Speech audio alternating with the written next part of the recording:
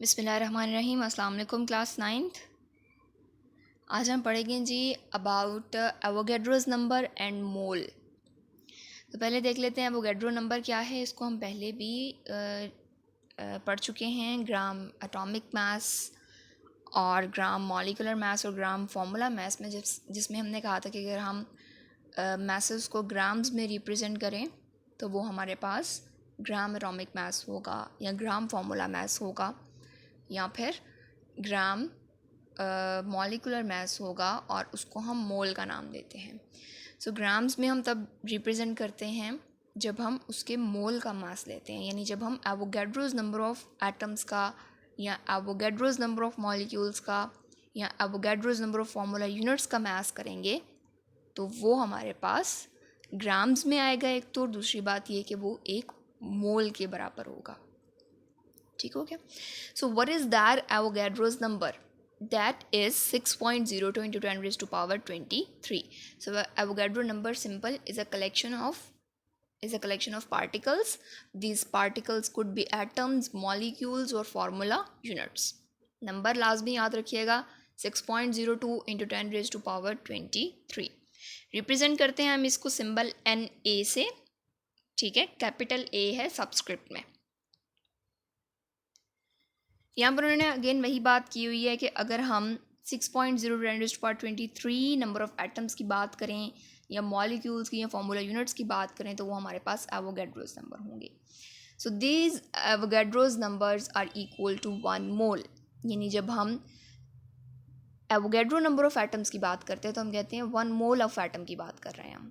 यानी अगर हमारे पास नंबर ऑफ एटम 6.0 हैं तो वो हमारे पास 1 मोल ऑफ एटम्स है। जैसे कार्बन है, कार्बन के अगर हमारे पास एवोगैड्रो नंबर ऑफ एटम्स हैं तो वो 1 मोल ऑफ कार्बन होगा। इसी तरह से अगर हमारे पास NaCl है, that is a formula unit, तो अगर एक फार्मूला यूनिट है हमारे पास तो वो एक फार्मूला यूनिट है। लेकिन अगर वो 6.0 हैं यानी वो एवोगैड्रो नंबर है तो वो एक मोल होगा। ठीक है। सो एक मोल का सिंपल मतलब ये है कि वहाँ पर जो हमारे नंबर हैं वो कितने हैं, 6.0 बिल्कुल वैसे ही जैसे हम कहते हैं जी एक दर्जन का मतलब है 12। इसी तरह से एक मोल का मतलब है एवोगैड्रो नंबर, यानी 6.02 into 10 raised to power 23. Next is relationship between Avogadro's number and mole. Avogadro number और mole में relation क्या है? This is explained by a few examples. ये एग्जाम्पल्स हैं। इसलिए 23 यहाँ पर पावर में, आई डोंट नो ये इतना छोटा कैसे हो गया, बट ये पावर में है। ठीक है, मैं इसको हाईलाइट भी अगर कर दूँ तो ये वाला जो 23 है ये आपने पावर में लिखना है। इसी तरह से नीचे भी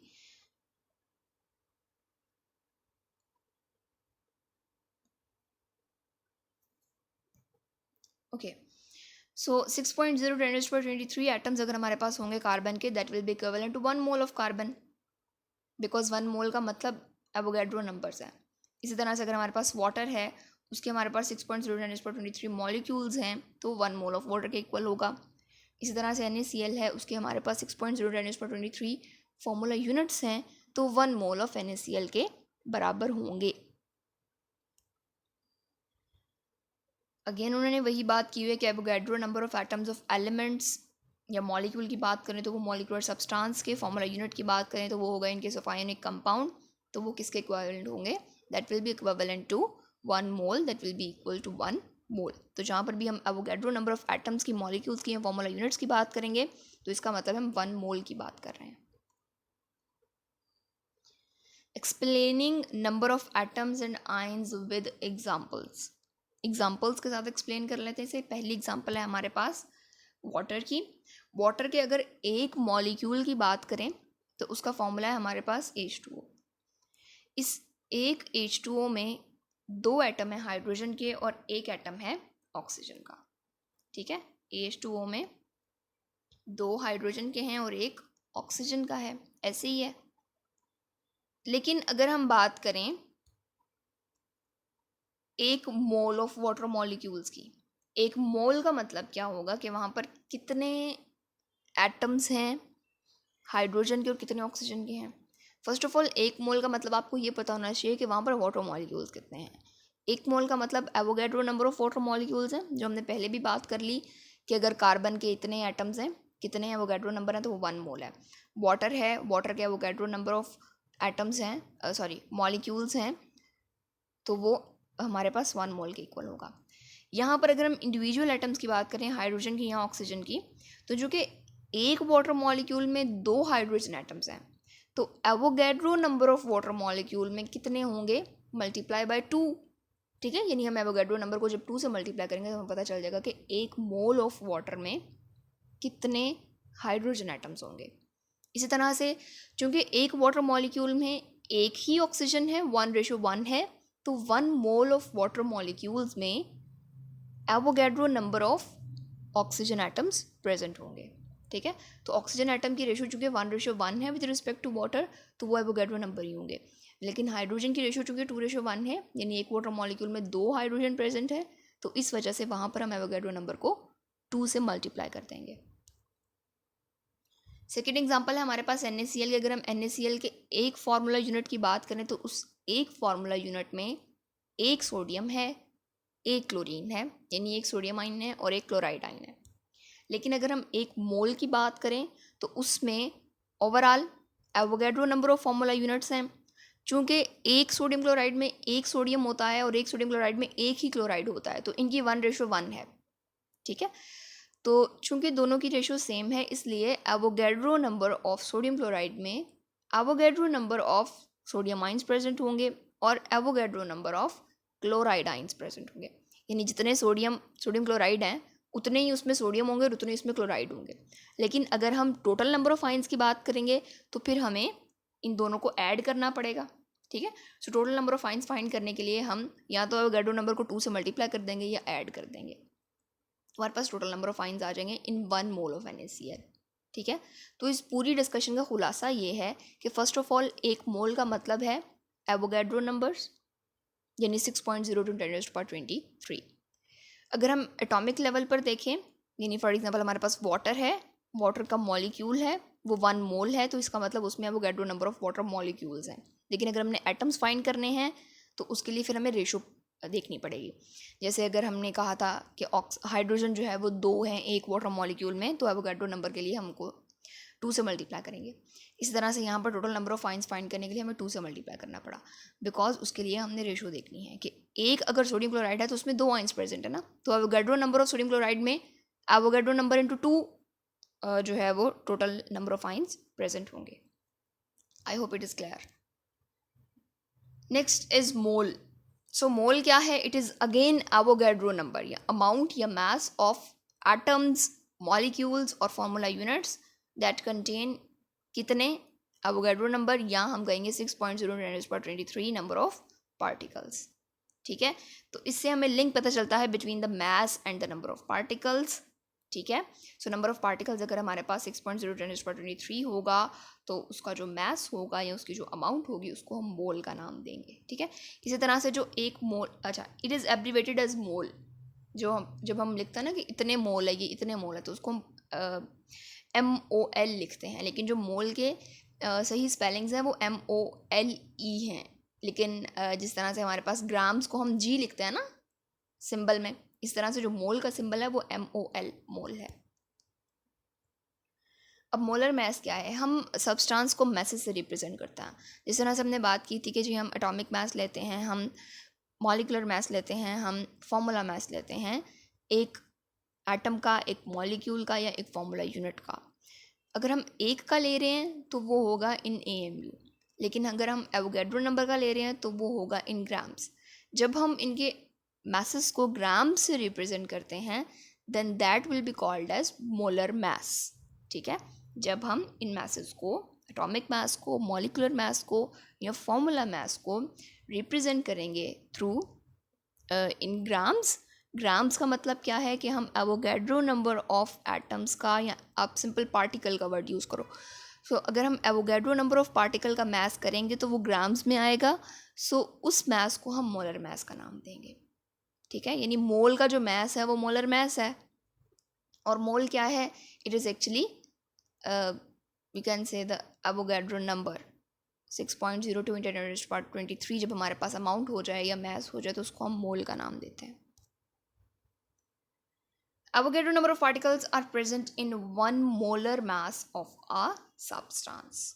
ठीक है जी, तो अगर हमारे पास एक मोलर मास है सब्सटेंस का, जिस तरह से फॉर एग्जांपल हम बात करते हैं जी, हम ऑक्सीजन की बात करते हैं O2, इसका मास हमारे पास आता है 16 ग्राम्स,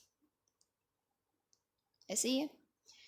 सो ये 16 ग्राम जो इसका मोलर मास है ये रिप्रेजेंट कर रहा है कि ये कितने पार्टिकल्स का मास है, ये एवोगैड्रो नंबर ऑफ पार्टिकल्स का मास है, यानी कितने पार्टिकल्स का, 6.02 × 10⁻23 पार्टिकल्स का, right. Quantitative definition of mole, very important short question. Mole की वैसे भी डेफिनेशन और क्वांटिटेटिव डेफिनेशन भी दोनों इंपॉर्टेंट है। सो क्वांटिटेटिव डेफिनेशन ये है कि अगर हम एटॉमिक मास को, मॉलिक्यूलर मास को या फॉर्मूला मास को ग्राम्स में रिप्रेजेंट करेंगे तो वो मोल होगा। ठीक है, पहले हमने डिफाइन किया था कि अगर हमारी अमाउंट एटम की, मॉलिक्यूल की या फॉर्मूला यूनिट की हो जाए 6.0 × 10⁻23 तो उसको मोल का नाम देंगे। अब हमने इसको मास के लिहाज से रिप्रेजेंट कर दिया, अगर हम मास को ग्राम्स में रिप्रेजेंट करेंगे तो वो मोल होगा। अल्टीमेटली इसका भी मतलब वही है कि ग्राम्स में कब आएगा मास, जब हमारे पास एवोगैड्रो नंबर ऑफ पार्टिकल्स होंगे। तो ये रिलेट करती हैं सारी चीज़ें with respect to concept. Examples हैं हमारे पास मोल की। Atomic mass of carbon expressed as 12 gram, carbon का एटॉमिक मास हमारे पास 12 ग्राम है, तो ये चूँकि ग्राम्स में है तो इसको हम 1 मोल का नाम देंगे। अगर यहाँ पर 12 AMU होता तो फिर ये कभी भी मोल नहीं होना था, ये होना था 1 एटम ऑफ कार्बन। तो ये मोल क्यों है, because it is expressed in grams. And why in grams, because grams हमारे पास जब हम एटम का मास को रिप्रेजेंट करते हैं तो एक बहुत बड़ा यूनिट है। इसका मतलब है कि ये बहुत सारे एटम्स का मास है, तो वो बहुत सारे एटम्स कितने हैं, वो हैं 6.0 × 10⁻23। यानी जब हम Avogadro number of carbon atoms का मास करेंगे तो हमारे पास 12 ग्राम आएगा, लेकिन अगर हम एक कार्बन का मास करेंगे तो वो हमारे पास 12 AMU आएगा, और जब वो ग्राम्स में आएगा तो वो मोल के इक्वल होगा। इसी तरह से हमारे पास वाटर है जिसका मॉलिक्यूलर मास 18 ग्राम है। 18 ग्राम कैसे आया जी, ऑक्सीजन का 16, एक हाइड्रोजन का 1 और 2 हाइड्रोजन का मल्टीप्लाई कर देंगे 2 से, 2 × 1 2 + 16, तो ये कितना आ जाएगा 18। ठीक है जी, सो ये हमारे पास आ गया 18। अगर हम 18 के साथ AMU लिखेंगे तो उसका क्या मतलब होगा, it is the molecular mass of water of actually 1 molecule. लेकिन अगर हम इसकी जगह यहाँ पर ग्राम्स लिखेंगे तो इसका मतलब होगा it is mass of 1 mole, it is mass of 6.02 × 10⁻23 particles. ठीक हो गया। So I hope it is clear now. ये इतने पार्टिकल्स का मास है 18 ग्राम। हमारे पास नेक्स्ट है जी H2SO4। H2SO4 की अगर हम बात करें तो उसका मास यहाँ पर आ रहा है 98 ग्राम। 98 ग्राम अगेन सेम फॉर्मूला हमें पता है जी, हाइड्रोजन के लिए 2 × 1 आ जाएगा, प्लस सल्फर के लिए 32, प्लस ऑक्सीजन के कितने हैं जी 4 है, सो 4 × एक ऑक्सीजन का मास 16। तो इसको जब आप सॉल्व करोगे तो ये आ जाए आपके पास ये 34 आ जाएगा। 2 × 1 2 + 32 34 प्लस 64, 34 + 64 हमें पता है जी कितना होता है, it is 98 grams. Again grams है तो इसका मतलब क्या है 1 मोल, मतलब 6.0 × 10⁻23 पार्टिकल्स ऑफ H2SO4 का जब हम मास करेंगे तो वो हमारे पास 98 ग्राम्स आएगा। Next is about NaCl। NaCl का मास आपको नज़र आ रहा है जी यहाँ पर 58.5 किस तरह से आया, सोडियम का 23, क्लोरीन का 35.5 ऐड करोगे तो 58.5 आएगा। अगेन ग्राम्स है तो उसका मतलब 1 मोल ऑफ NaCl की बात हो रही है। Very important short question, relationship between mole and mass. Thus the relationship between mole and mass can be expressed as, किस तरह से एक्सप्रेस करेंगे जी, number of moles is equals to the known mass over molar mass. यानी जब भी आपने number of moles find करने हैं तो आपका जो भी सब्सटेंस का गिवन मास होगा उसको आपने डिवाइड कर देना उसके मोलर मास से। फॉर एग्जांपल आपको क्वेश्चन आ गया जी, बताएं जी 2 ग्राम ऑफ ऑक्सीजन में कितने मोल्स होंगे। मैं क्वेश्चन रिपीट कर रही हूँ, 2 ग्राम ऑफ ऑक्सीजन तो आपके पास जो नॉन मैस आएगा, नॉन मैस की जगह आ जाएगा 2 ग्राम। मोलर मैस कितना ऑक्सीजन का 16। तो इसका जो भी आंसर आएगा वो आपके नंबर ऑफ मोल्स होंगे।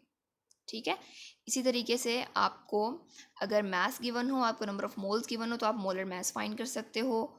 और अगर आप को मोलर मैस यानी सब्सटेंस का फॉर्मूला गिवन है, ज़रूरी नहीं है कि हर बार आपको स्पेसिफिकली बताया जाए कि ये मोलर मैस ये है। आपको अगर सिंपल वो कह रहे हैं जी H2SO4, तो आपको पता होना चाहिए जी H2SO4 की बात हो रही है, तो इसका मतलब है कि हमने उसका मोलर मैस कितना पुट करना है, 98 पुट करना है। इस तरह से अगर आपको NaCl आ गया तो आपको पता होना चाहिए आपने मोलर मैस 58.5 ग्राम्स पुट करना है।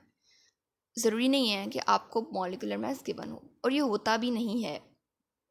Most of the times molecular mass या मोलर मैस आपको गिवन नहीं होता।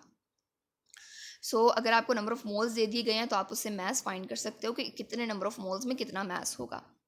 ठीक है, दूसरा फॉर्मूला इसी से बना है, मैस ऑफ द सब्सटेंस, यानी ये वाला मैस ये चीज़ें डिवाइड होती है, दूसरी तरफ जाकर मल्टीप्लाई हो जाएगी, तो number of moles into molar mass आ जाएगा हमारे पास मैस ऑफ द सब्सटेंस का फॉर्मूला। ठीक है, तो वही बात कि फॉर एग्जांपल आपको न्यूमेरिकल आ गया है जी 12 मोल्स ऑफ हाइड्रोजन में 12 मोल्स हैं आपके पास हाइड्रोजन के, तो उसमें कितना मैस है हाइड्रोजन का, 12 मोल्स हैं, मैस आपने फाइंड करना है। सो आपको पता है जी नंबर ऑफ मोल्स यहाँ पर कितने आएंगे, 12 मोल्स आपको गिवन है क्वेश्चन में। मोलर मैस मैंने अभी आपको बताया गिवन नहीं होगा, तो चूँकि हम हाइड्रोजन एटम, अब ये भी आपने दिमाग में रखना है कि हाइड्रोजन एटम की बात करें, हाइड्रोजन गैस की बात करें। अगर हाइड्रोजन गैस हो रही होगी तो उसका मतलब होगा H2, हाइड्रोजन गैस का मतलब H2 है, तो फिर उस लिहाज से आपका जो यहाँ पर मॉलिक्यूलर मैस आएगा वो 2 आएगा। लेकिन अगर यहाँ पर हाइड्रोजन एटम की बात हो रही है तो मॉलिक्यूलर मैस 1 आएगा, तो आपके पास आ जाएंगे 12 ग्राम्स। सो 12 ग्राम्स आपके पास आ जाएगा मैस ऑफ द सब्सटेंस। तो इस तरह से आप इस फॉर्मूले से न्यूमेरिकल्स को सॉल्व कर सकते हो related to the number of moles and mess.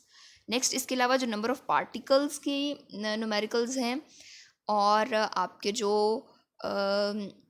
Number of particles के, एवोगैड्रो नंबर के, वो सारे रिलेटेड जो न्यूमेरिकल्स हैं वो इंशाल्लाह हम नेक्स्ट वीडियो में कवर करेंगे।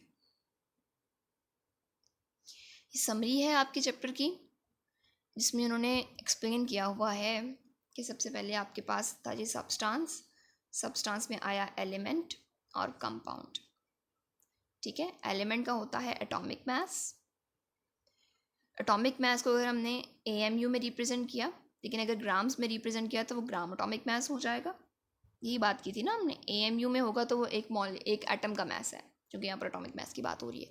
तो AMU में है तो एक एटम का मैस है, लेकिन अगर ग्राम्स में रिप्रेजेंट करेंगे तो ग्राम एटॉमिक मैस हो जाएगा, जिसका मतलब क्या है कि इसमें कितने पार्टिकल्स हैं, 6.0×10⁻³ चूँकि इतने पार्टिकल्स हैं तो वो किसके इक्विवेलेंट है, मोल के इक्विवेलेंट है। दूसरी तरफ अगर हम सब्सटेंस की बात करें तो सब्सटेंस में हमारे पास 2 चीज़ें आ जाती हैं, मॉलिक्यूल और आयनिक कंपाउंड। ठीक है, यानी covalent compound, ionic compound. Covalent compound का जो मैस होगा वो मॉलिक्यूलर मैस से रिप्रेजेंट करेंगे, और जो आयनिक कंपाउंड का मैस होगा उसको हम फॉर्मूला मैस से रिप्रेजेंट करेंगे। So if it is of 1 particle, यानी अगर एक मॉलिक्यूल का मैस है तो वो AMU में होगा, एक फॉर्मूला यूनिट का मैस है तो वो AMU में होगा। और अगर हम इसको ग्राम्स में एक्सप्रेस करेंगे तो ये ग्राम मॉलिक्यूलर मैस होगा।